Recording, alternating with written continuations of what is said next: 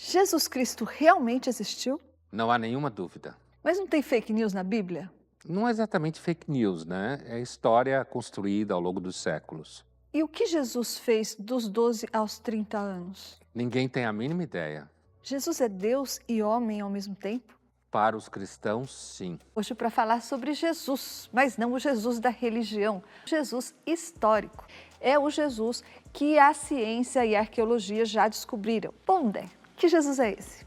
É o cara que de fato viveu na Israel antiga, sob domínio do Império Romano, que tinha hábitos iguais aos seus judeus contemporâneos, que provavelmente sabia fazer cadeira que nem o pai dele para sobreviver, né? E que muito provavelmente foi um líder religioso, como tinham vários na época, e que é muito provável que tenha morrido na cruz mesmo. Ou seja, é o Jesus de fato. Objeto jornalístico. Dissociado da fé, então, só para ficar claro de que Jesus a gente está falando. É o Jesus dissociado da fé, dissociado da religião, é o Jesus construído a partir das pesquisas históricas, arqueológicas, é isso? Que mais? Sim. Quais são as outras fontes? É assim, primeiro vale dizer que a história de Jesus, no sentido de que parte dela é o Jesus histórico, já foi assimilada pela teologia, com certo orgulho, quer dizer, no sentido de que Jesus, além de Deus, era um homem do seu tempo, com características do seu tempo, encarnado na história.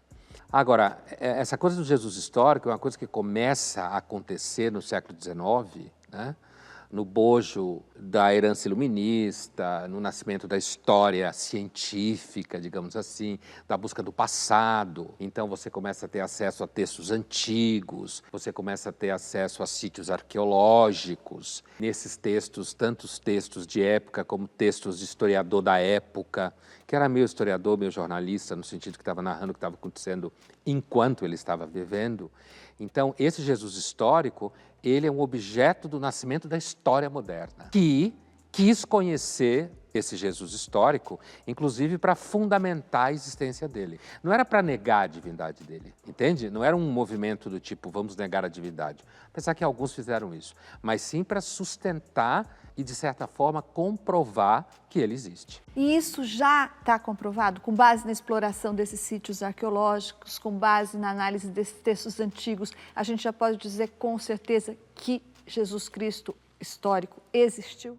Com bastante certeza, quer dizer, quando você vai, o movimento, você vai comparando textos contemporâneos, vendo aquilo que é narrado, por exemplo, nos evangelhos, você vai comparando isso com fontes de época, onde você tem semelhanças, certo, do que acontecia. Então, por exemplo, Maria Madalena, vou dar um exemplo assim super famoso. Existia um lugar, que todo mundo sabe onde é, na Galileia, que é um lugar chamado Migdal. Esse lugar, se você traduz Migdal para português, dá Madalena. E era um povoado, que hoje é só ruínas. Então, falar de uma Maria de Migdal, Maria Madalena, é bastante razoável. E tem um raciocínio, Thaís, que às vezes é desconhecido, mas que é assim, quando você compara a ideia de que teria sido tudo inventado com a ideia de que aquela narrativa é razoavelmente fundamentada, a ideia de que foi tudo inventado é muito mais trabalhosa. Tem que ter um monte de gente inventando coisas, entendeu? É claro que isso exclui o tema da ressurreição, que a gente pode até falar depois. Mas as coisas que ele falava eram coisas que outros judeus falavam na época, certo? Semelhantes. O modo como ele morreu, o estilo de vida que ele tinha, né?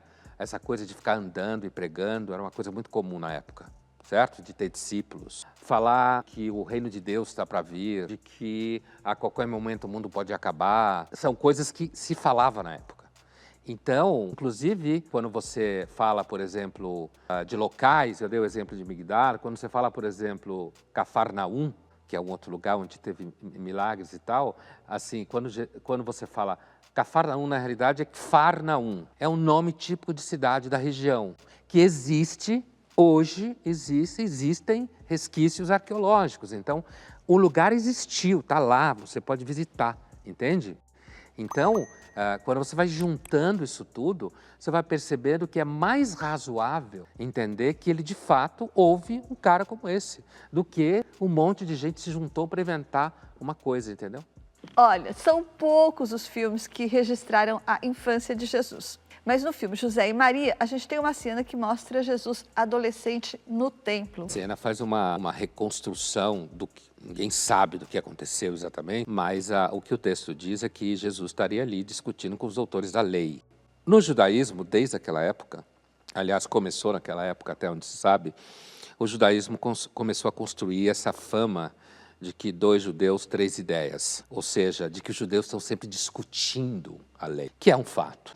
E sempre imaginando o que é que Deus faria assim, o que é que Deus faria aqui, assado. Inclusive tem uma grande piada que diz que estavam lá 4 judeus, sei lá, discutindo sobre alguma coisa, e aí um falou A, o outro falou menos A, falou B, o outro falou menos B, aí tinha mais um que apareceu e falou, não, eu acho C, aí vamos escolher Jesus, vamos chamar Deus para ele decidir. Deus, o que você acha disso? Aí Deus falou, menos C. Aí os rabinos falaram, tá bom, agora tá 3-3. Quer dizer, tu faz Deus falar, é só mais uma opinião, entendeu? E isso é bem reconstruído nessa cena, é bem verossímil do mundo judaico. Agora, as palavras de Jesus, é claro que são palavras, você percebe que é a ideia do amar o inimigo, certo? A ideia de que Deus aceita todas as viúvas, tanto o cara ia chegar lá e encontrar um harém, né? Encontrar todas as 7 esposas lá e tudo bem, né? Então, assim, porque ele tinha casado 7 vezes. Então, tá ali uma reconstrução teológica que dificilmente o menino dessa idade saberia. Mas é claro, como ele diz, como Jesus fala, mas vocês não sabem que eu tenho que estar na casa do meu pai? Ou seja, a casa do meu pai, porque é na casa de Deus, no templo, na sinagoga. E nesse sentido, ali estão trabalhando a cena de que ali já estava começando a aparecer a missão dele. Mas o mais provável é que ele tivesse ali, talvez, quem sabe, no momento de bar mitzvah, alguma coisa que veio a ser o bar mitzvah, onde os jovens judeus, meninos, são apresentados à Torá. Pondé, o Edgar Gomes te pergunta, você acha que o sucesso de Jesus se dá ao fato dele ter tido bons biógrafos? O sucesso de Jesus, compreendido como o fato de que virou uma grande religião, depende inclusive dos caras que viveram 1000 anos depois de Jesus, certo? Então não é só porque ele teve bons biógrafos. Não há dúvida que ele teve bons biógrafos no sentido que escreveram uma história emocionante, importante, impactante, né? Mas também tem a ver com o contexto específico do Império Romano e, inclusive, de um momento de agonia do Império Romano, onde o cristianismo entrou como uma das religiões, uma das filosofias, como era visto, competidoras ali dentro como horizonte de mundo, entendeu? São muitos fatores em jogo, não dá para dizer que é porque teve bons biógrafos. Isso é um fator importante. Agora também o conteúdo, né? Jesus é uma figura facilmente identificável com a massa da população. Não era um aristocrata, certo? Um personagem extremamente acolhedor, um personagem que tem um discurso, pelo menos grande parte desse discurso, que pode ser compreendido como amor, como compreensão, como perdão. E isso é parte do fato de que ele teve sucesso. E também o fato de que esse discurso ia contra a narrativa da época, contra o pensamento da época, não é? O discurso sobre Jesus? Sobre o amor, sobre o perdão. Esse era um discurso estranho. Você está na sociedade antiga, por exemplo, que a ideia de que todos os homens são iguais era uma ideia absurda. Os gregos, que são os gregos, talvez até hoje o povo mais poderoso como fenômeno histórico, no sentido da inteligência, da criação intelectual, talvez não tenha nenhum povo até hoje igual, pelo menos o Ocidente. Os gregos, que eram os gregos, nunca imaginaram a ideia de que a humanidade seja uma humanidade e que as pessoas sejam todas iguais. Isso era óbvio que não, certo? E esse discurso de Jesus Cristo, todo mundo é filho de Deus, todo mundo é irmão, é um discurso poderoso. E essa história está cercada ainda de lacunas, né, Pondé? Cheia de brechas e tudo. A começar, por exemplo, pelo lugar em que ele teria nascido. Alguns historiadores dizem que não foi Belém, foi Nazaré. Por que se diz isso? Por que se acredita nisso também? Primeiro porque ele é identificado o tempo inteiro como Galileu. Belém não é na Galileia, é ao sul de Jerusalém. Portanto, é mais razoável imaginar que ele teria nascido ali mesmo, onde ele viveu a vida inteira. A hipótese de que ele tenha nascido em Belém é porque nos textos sobre Jesus Cristo, que foram sendo construídos, tem uma preocupação que já está presente no Evangelho, que é fazer com que Jesus fosse o Messias. Então, Esses homens que estavam construindo, digamos assim, os pilares da narrativa, havia na herança, logo após a morte de Jesus Cristo, século I e tal, havia uma discussão, Jesus poderia ser um salvador. Tinha as pencas salvadores, né? As pencas. No judaísmo, fora do judaísmo, as pencas. Mas você quer dizer gente saindo pela rua dizendo que era Salvador? Um monte de gente falando que era Salvador, não só entre judeus, tá? E, portanto, você tem textos que assimilam Jesus a uma forma de Salvador que não é o Messias, tá? Inclusive, alguns desses textos se diferenciam dizendo que o Deus do Velho Testamento é um Deus mau, cruel, né? Que Jesus é outro barato. Como tem gente até hoje que fala isso, né? Então, e tinham aqueles que queriam carimbar em Jesus o carimbo de Messias. Para carimbar em Jesus o carimbo de Messias, esses que venceram, digamos assim, a controvérsia, tinham uma grande vantagem. Jesus era judeu. O profeta dizia que o Messias ia nascer em Belém, certo? Então, você tinha que criar uma situação em que justificasse Jesus ir até Belém. Você tinha que fazer Jesus ser descendente de Davi. Então foi criada uma genealogia que ia de Davi até Maria e José. Até porque Davi também nasceu em Belém. Sim, porque é a terra de Davi, né? E o Davi, no mundo judaico, Davi é uma figura muito importante. Na realidade, no judaísmo, Davi é o bem-amado de Deus. É o cara que Deus mais gosta. Dentre os seus heróis bíblicos, é o Davi. Então, você tinha que fazer uma construção. Agora, ao mesmo tempo, Jesus viveu na Galileia. E a Galileia, na época, era uma região assim que se achava que não via ninguém que presta de lá. A gente viu uma cena em que Jesus, adolescente, aparece pregando no templo. Mas é uma das poucas cenas que a gente viu, não só nos filmes, claro, mas na própria Bíblia, uma das poucas histórias que se referem a Jesus nessa faixa etária. O que aconteceu desses 12 anos de idade, que é a idade que ele aparece nessa cena, até os 30 anos, quando Ninguém sabe. Ninguém sabe. Alguns falam que foi para a Índia, porque a Índia é um lugar super religioso. Outros falam que ele viveu no Egito o tempo inteiro. Outros falam que ele foi para a Grécia, né, aprender com os filósofos. Outros falam que ele foi para o planeta do Elvis, né? Mas por que tem essa lacuna? O fato de existir a lacuna reforça a possibilidade dele ter sido histórico. Porque o que interessa a vida do moleque? Não, mas é claro. O que interessa a vida de um moleque? O que o moleque faz? Se ele foi um personagem histórico, ele deve ter tido uma vida de moleque.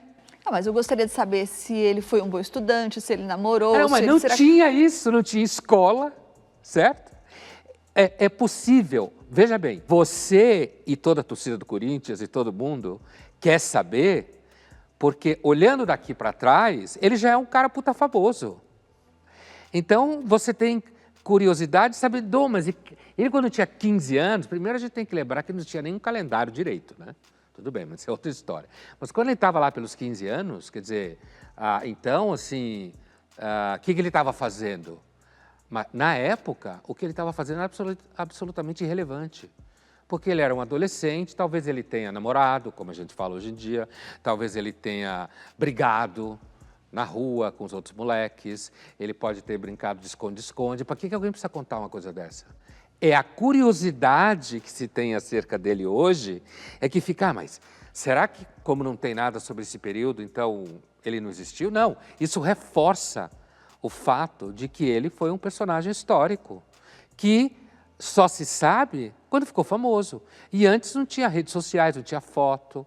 Então não tem como saber o que ele estava fazendo. Estava fazendo coisa boba que criança faz, provavelmente dando dor de cabeça para a mãe. Falando em historiador, um mais contemporâneo que o Flávio Joséfos, que é o David Flusser, ele escreve no livro Jesus que Jesus, via de regra, só curava, nunca curou não-judeus. Só 2 vezes, na verdade, ele curou não-judeus. E ele cita, inclusive, aquela passagem em que a mulher de Cananeia vai lá até ele e pede para ele curar a filha dela. Daí ele diz que não, que ele veio aqui à terra para tratar das ovelhas perdidas da casa de Israel, ou seja, para tratar de judeus. E depois é claro que a mulher insiste e daí ele acaba curando a filha. Mas isso não é uma contradição com o discurso da igualdade entre os homens, do amor ao próximo, etc? Ele querer só curar judeus?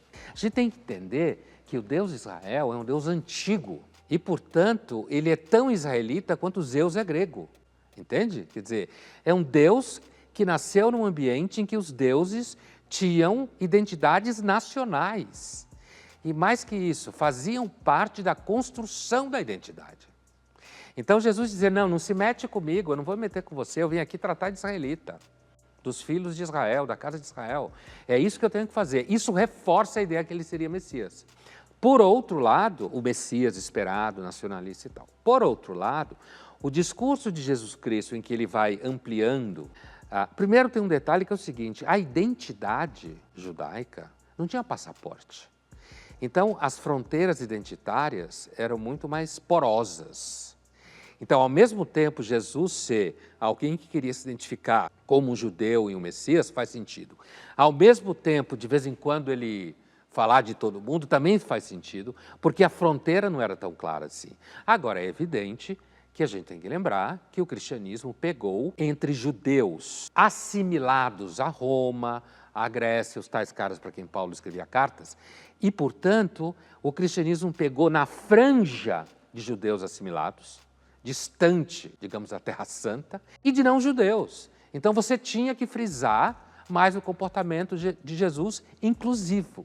Nesta cena do Evangelho que aparece no filme A Última Tentação de Cristo, Jesus aparece perdendo a paciência com os mercadores do templo. Jesus, como um líder típico judeu da sua época, que questionava a religião, porque a religião estava lá mesclada com o poder, como sempre está, como todo mundo sabe, certo? É absolutamente razoável imaginar que ele tenha arrebentado aquilo. Porque tinha um monte de gente, também como ele ali no pacote, inclusive 100, 150 anos antes dele, que queria quebrar o templo, que queria acabar com aquele comércio que tinha ali dentro. Então, essa cena, além de ser uma cena famosa, porque fala da humanidade de Jesus e tal, fala como ele ficou revoltado com os caras, porque ali tinha um comércio. É que nem loja que vende bicho para sacrifício em religião hoje em dia. É a mesma coisa. Eles vendiam bichos lá para as pessoas irem oferecer no templo, certo? E aí os caras estavam vendendo, de repente estavam vendendo pulseirinha, certo? Podia estar vendendo um iPhone roubado, certo? Os caras estavam vendendo um monte de coisa, era um puta business, a população vivia ali. E ele ficou bravo e saiu quebrando tudo, dizendo que estão transformando a casa do meu pai num lixo, não sei o que e tal. Porém, o background da época devia acontecer com frequência, esses líderes religiosos em busca de um judaísmo mais puro, baterem esse povo. Devia ser muito comum. O mundo greco-romano estava acostumado com os deuses imponentes, poderosos, né? De certa forma ricos, digamos assim, né? E daí o fato de Jesus ter vindo ao mundo como filho de um carpinteiro, um humilde carpinteiro, isso agravou o descrédito dos romanos de que ele era de fato um representante de Deus? Para a gente imaginar como que um romano olhava para um judeu, e para os romanos, judeu e cristão, era tudo farinha no mesmo saco, né? Mesmo que o cristão não fosse judeu de origem. Imagina como os americanos olham para os latino-americanos.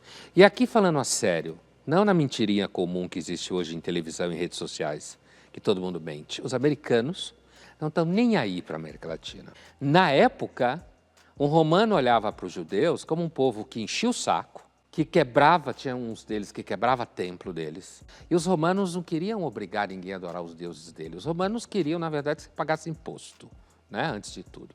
Então, quando você pergunta o fato de Jesus ter sido um carpinteiro ajudava a não se levar ele a sério, com certeza. Mas antes disso, o fato dele ser um líder religioso judeu.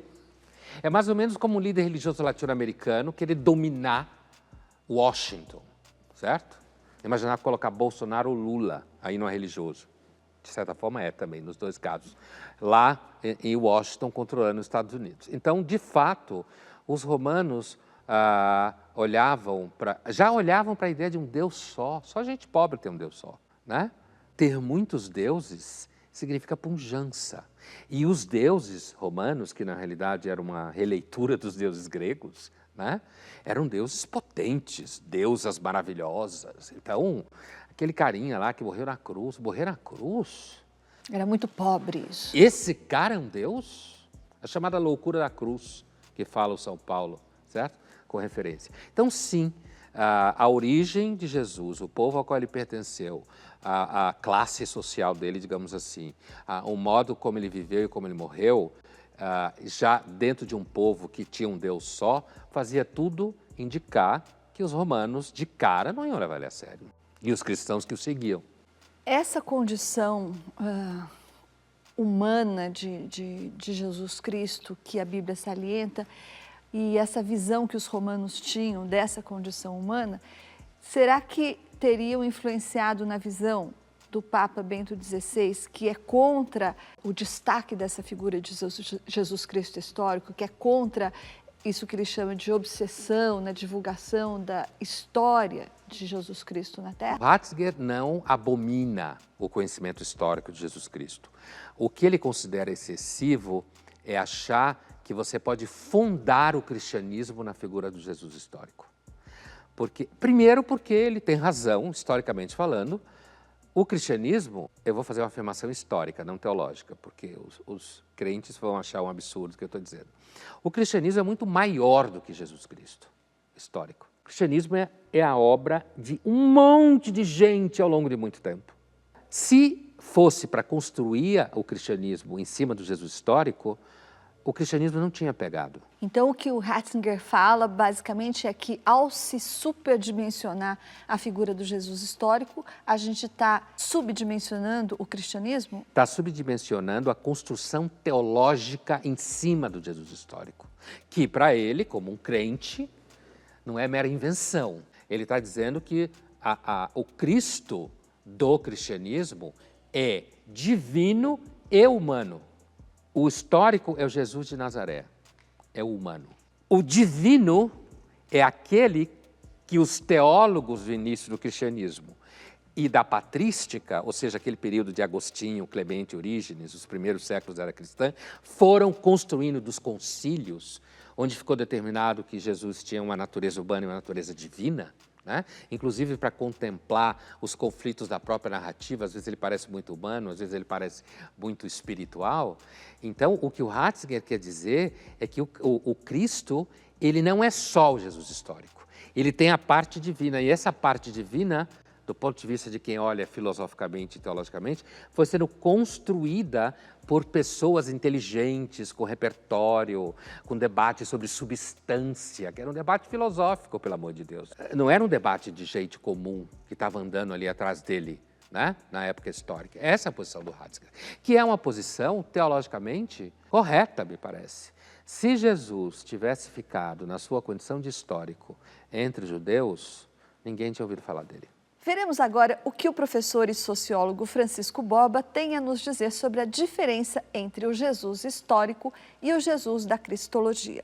O Cristo histórico é um homem que viveu numa certa época na Palestina, que fez grandes milagres, grandes feitos, mas, com exceção da ressurreição de Lázaro e da ressurreição do próprio Cristo, nenhum desses feitos é mais fantástico do que aquele que muitos outros seres humanos fizeram ao longo da história. Então, a pergunta pelo Cristo histórico não responde à nossa grande questão, que é: quem é esse homem que impacta tanto a vida de tantos outros seres humanos, inclusive nos nossos tempos? Para responder essa pergunta, nós precisamos do Cristo da fé, que é aquele Cristo que cada cristão encontra nos momentos significativos da sua vida.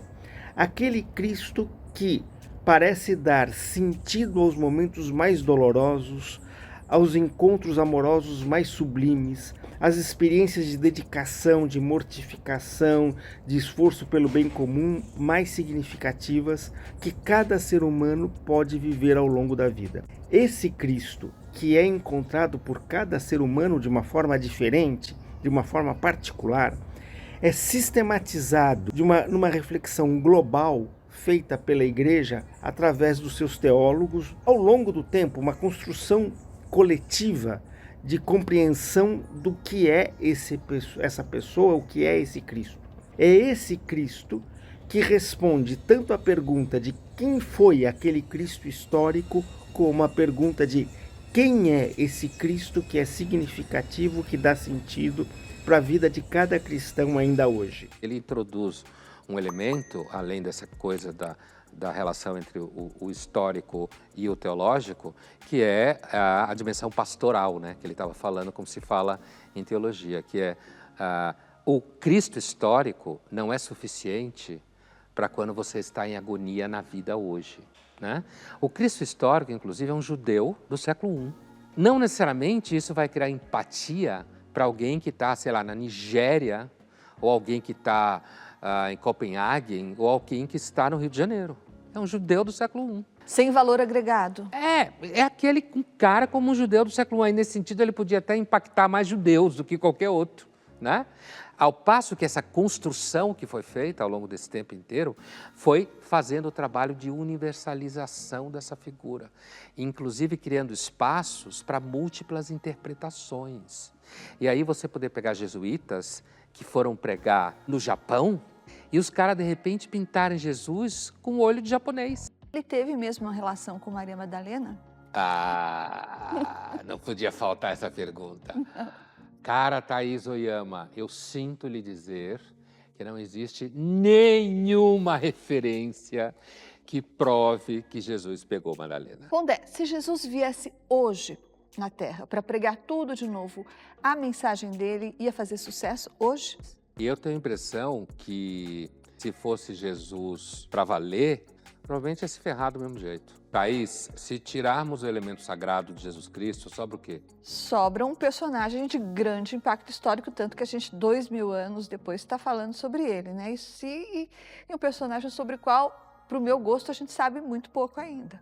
E esse trecho bíblico, que sempre me intrigou um pouco, e que tem a ver com essa dimensão humana de Cristo versus a dimensão divina, que é o trecho em que lá no ápice do martírio da cruz, ele diz, ele olha para o céu e clama, Pai, por que me abandonaste? Para mim, essa passagem, que eu sei que diz respeito à dimensão humana dele, de alguma forma macula um pouco a dimensão divina, porque quando ele diz, Pai, por que me abandonaste, ele está, eu penso às vezes, duvidando da sua filiação, está duvidando do poder de Deus, ele está, na verdade, duvidando. Então, essa dúvida não macula, de alguma forma, a dimensão divina também desse homem, Jesus Cristo? A construção histórica, cristológica, dominante, que ficou, é que Jesus tem as duas naturezas em separado, humana e divina. E essas duas naturezas significa que Jesus ele era humano e divino ao mesmo tempo e não confunde uma natureza com a outra. É claro que é uma abstração. Mas, além disso, então, portanto, ele pode ter uma atitude plenamente humana aqui e depois ele pode ter uma atitude plenamente divina aqui, como trazer Lázaro. Mesmo ele sendo Deus, mesmo ele sendo filiado direto de Deus, nada impede de que ele ficasse bravo com seu pai ou com essa dimensão divina. Os deuses são bravos. Existe controvérsia entre os deuses. Existe controvérsia interna. O Deus de Israel, o velho, é bravo o tempo inteiro. Briga com todo mundo. E tem gente que briga com ele, certo? Principalmente os que são próximos dele. Os heróis bíblicos da Bíblia hebraica, muitos deles estão muitas vezes em conflito com Deus. Então não há problema de que Jesus, naquela hora, tenha dito, pô, por que você me abandonou nessa fria? Agora, a interpretação, digamos assim, mais normativa, é de que como ele é Deus e homem, por que ele tem que ser Deus e homem? Está ligado exatamente à paixão. Pelo seguinte, porque se ele fosse só homem, ele só teria medo, certo? E ele estava sofrendo com qualquer desgraçado. Mas ele tem que ser homem para ele sentir dor do prego. Mas já não estava escrito, o roteiro já não era esse? Por que ele se sente abandonado, se o roteiro já era esse? Porque ele é homem, e ainda assim, quando a gente sabe muitos roteiros do que acontece, a gente se revolta. Quer ver o exemplo? Todo mundo sabe que a gente vai morrer, no entanto, quando morre alguém que você ama, você diz, pô, ninguém me avisou que ia acontecer isso. O fato de você saber o fim, todos morremos, não torna mais fácil quando se adoece e morre, certo? E ali, voltando para a paixão, Ele tem que ser homem plenamente para ele sentir a dor do prego, a chicotada, para ele ficar nervoso, para ele sentir medo. Porque se ele não for homem plenamente, ele está mentindo, ele está fingindo, ele está interpretando. Por isso que é importante que ele seja homem plenamente, para se entender que ele de fato estava sofrendo. Ao mesmo tempo, ele tem que ser divino. Por que ele tem que ser divino? Porque ele teria que ter o poder de dizer assim, para tudo isso aí, se ele é Deus. Mas ele não fez. Então ele não fez porque ele não quis, não é porque ele não podia. É essa interação que diz que ele, mesmo sendo Deus, ele quis morrer e sofrer como homem para mostrar para os seres humanos que se você quiser a salvação, vai ter que sofrer. Se quiser viver eternamente, tem que perder a sua própria vida.